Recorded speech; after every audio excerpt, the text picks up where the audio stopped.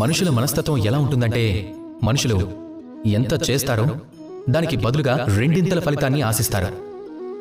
చూడండి, ప్రతిదీ మీ ఆలోచన మీదే ఆధారపడి ఉంటుంది.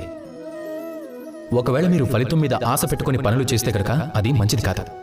జీవనానికి నిజమైన ఆనందం అంటే అది కర్మ చేస్తూ వెళ్లటమే, ఫలితాన్ని ఆశించకూడదు. ఒకవేళ మీ ఆలోచన ఇలా ఉందనుకోండి, నేను ఇంత పని చేస్తున్నాను, నాకు అంత ఫలితం రావాలని, ఆ ఆలోచన మంచిది కాదు.